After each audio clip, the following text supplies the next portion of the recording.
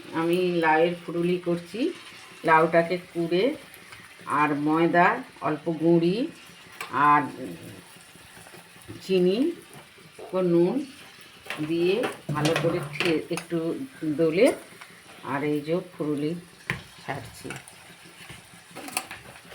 একটা একটা করে ছাড়তে হয়।